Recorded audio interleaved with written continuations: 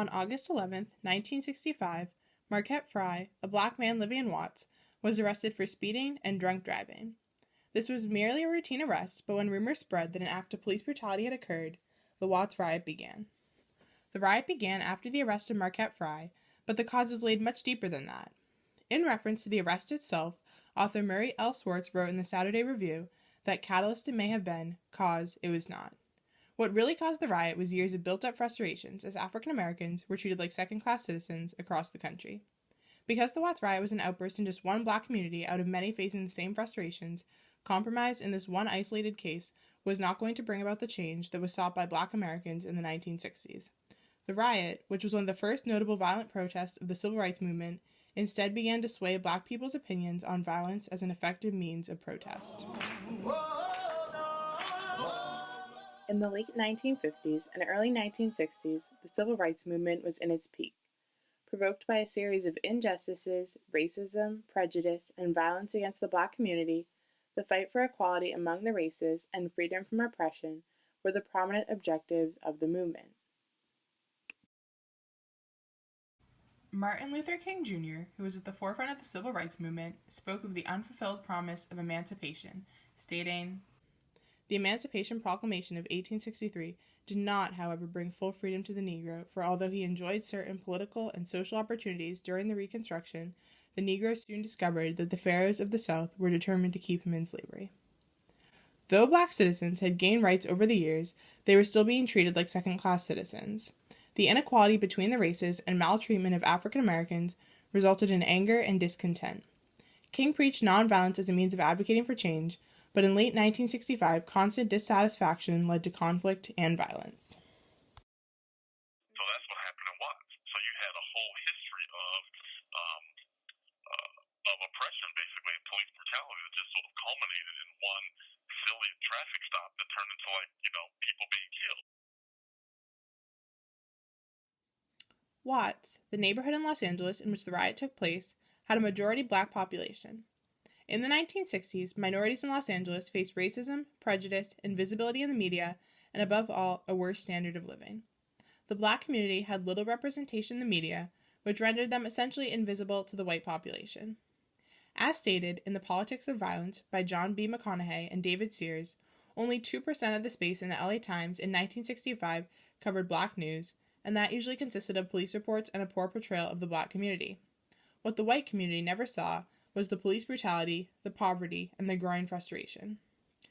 African Americans were segregated from the rest of the population, denied jobs due to their race, and over 41% of the population saw police brutality as a major concern. This is in contrast to only 23% of the rest of the United States at the time. In the neighborhood of Watts, irritation and resentment were present and ever-growing. That's a whitey here. You ask him, do he have any type of work for you to do? He'll tell you no, and the next day you come up there, he's putting a white person right in the stand of you. One single conflict, one simple arrest, provoked the people into fighting in what is now known as the Watts Riot.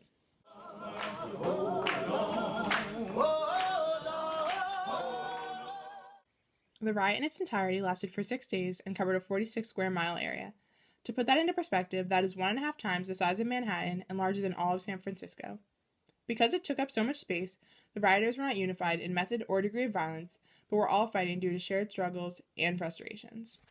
They were not willing to compromise on their beliefs that they deserve a better treatment in their own country. The police tried to shut down the riot with assertion of power. However, that resulted in no success. Due to the history of distrust in the community of Watts towards the police, when they arrived, there was a heightened discomfort, which then escalated the situation. Violence arose as a defense mechanism, which was provoked by the presence of the police. In the beginning of the riot, there wasn't much looting and burning, but after the police's attempts to shut down the riot, it escalated to the point where the government felt the need to get involved. The conflict, which could not be shut down with local power, instead needed the National Guard. I think I'm able to carry on. It's been a long... By the time the National Guard was called to shut down the riot, the damage had already been done. 34 people were dead, 1,032 people injured, 3,952 people arrested, 1,000 buildings damaged, and over $40 million in damages. The investigation that followed as a result of the forceful shutdown of the riot was unfair and led to little change and compromise.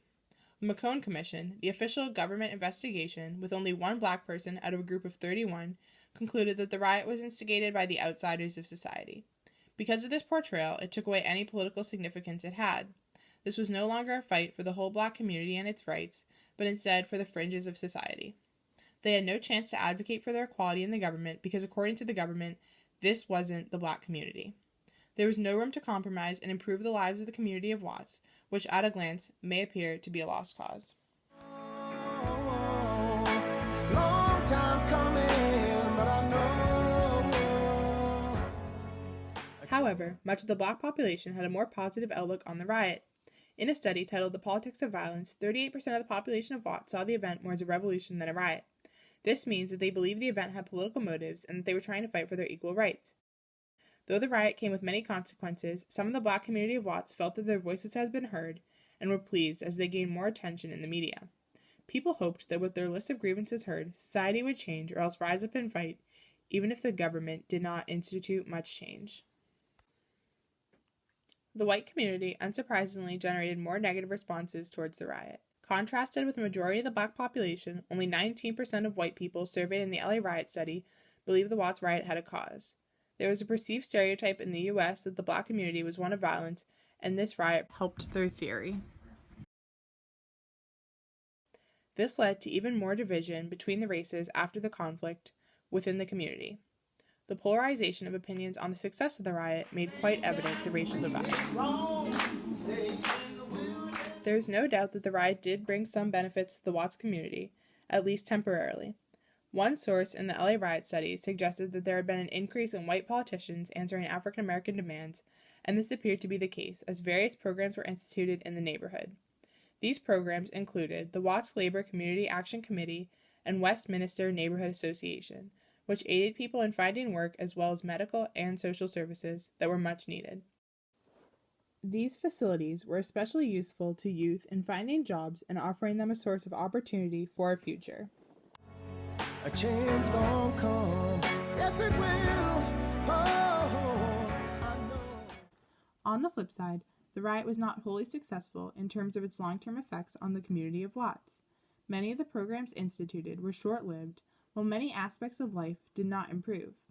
Some found frustration in the fact that newly instituted programs were being run by white staff.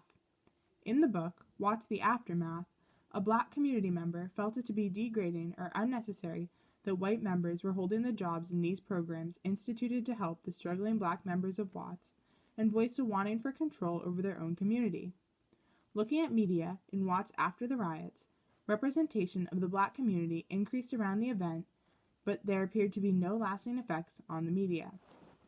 By 1966, just 1 year later, the incline in representation in the media had decreased back to what it had been prior to the riot.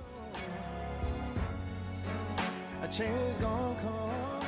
Though there were no long-term benefits for the neighborhood of Watts after the forceful shutdown of their riot, and no compromise at all on their stance for racial equality, the riot still brought about great change for the nation by spurring on the normalization of violence as a tool for protest. One black man who participated in the riot in an interview with CBS even said, "If necessary, we would start another riot. I'm not afraid of bloodshed. If I have to die for my rights, I will." The temporary benefits that Watts obtained from the riot led many black Americans around the country to seek betterment for their own community, following in the footsteps of the violent Watts riot.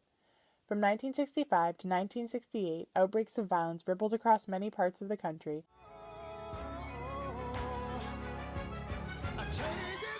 Though there was a shift in means of protest, and though it was at times effective in catalyzing the civil rights movement, as stated by Maria J. Stephan and Erica Chenoweth, nonviolent methods are more effective on average as compared with violent tactics because they enhance both domestic and international legitimacy, while also constraining state deployment of violence to suppress the movement. Despite violence being less effective means of protest, in his speech, The Other America, King states, "In summers of riots are caused by our nation's winters of delay. And as long as America postpones justice, we stand in the position of having these reoccurrences of violence and riots over and over again."